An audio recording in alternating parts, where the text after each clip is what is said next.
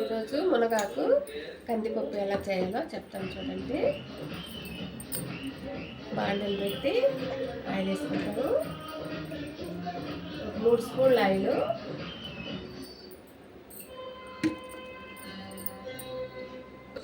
ఇదిగోండి ఆయిల్ అయిపోయింది. ఆవాలు వేసుకున్నాము,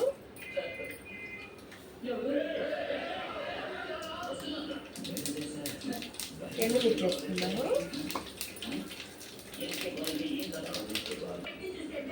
ఇదిగోండి తెల్లగడ్డలు 4 కాయలు అయింది. ఇప్పుడు చూడండి మునగాకు కడిగి పెట్టుకున్నాను.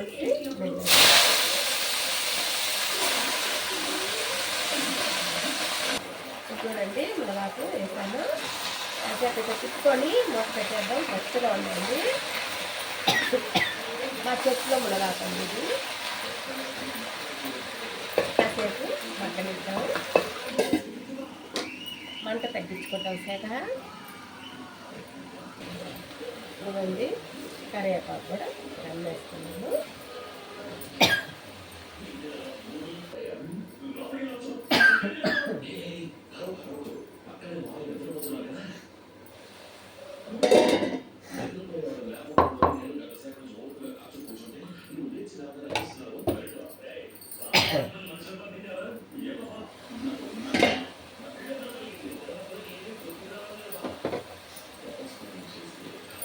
సాల్ట్ వేసేసుకున్నాము. ఎందుకంటే కందిపప్పు పెట్టుకున్నాను ముందుగానే. 1 కప్పు పప్పు అండి. ఉడికాక పెద్ద కప్పు నిండుకు వచ్చింది.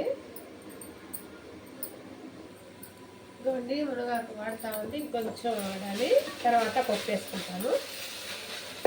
చూడండి ఈరోజు చెట్టు పెట్టాను. ఇది టేబుల్ రస్ అండి. ఇది వామాకు అండి. ఇది ఆకు తింటే మంచిది, జలుబు తగ్గుతుంది. రసంలో కూడా వేసుకోవచ్చు. ఇదండి ఇది వామాకు, ఇది టేబుల్ రోసు. చూడండి చెట్టు. ఇది రసంలో వేసుకోవచ్చండి, బాగుంటుంది. తింటే జలుబుకి ఉప్పు పెట్టుకొని తింటే జలుబు తగ్గుతుంది. చూడండి ఇదిగోండి మునగాకు ముక్క బాగా ఉడికిపోయింది. ఇప్పుడు కందిపప్పు నీళ్ళతో పాటు వేసేసుకుందాం. ముందే వాటర్ వేసి ఉడకపెట్టి పెట్టాను. కొంచెం వాటర్ ఉండింది. ఆ వాటర్తో పాటు వేసి మళ్ళీ మూత పెట్టుకుందాం. ఇదండి మునగాకు అయిపోయింది. స్టవ్ కట్టేస్తాను.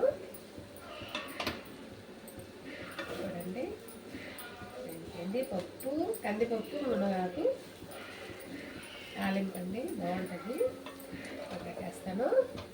చూడండి ఫ్రెండ్స్, నేను చేసిన మునగాకు నచ్చినట్టయితే షేర్ చేయండి, సబ్స్క్రైబ్ చేయండి, లైక్ కొట్టండి.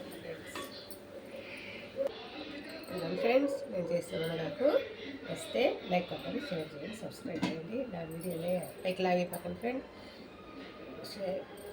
లైక్ కొట్టండి. నమస్తే అండి. పప్పుల పొడి కూడా వేసి చేసుకోవచ్చు.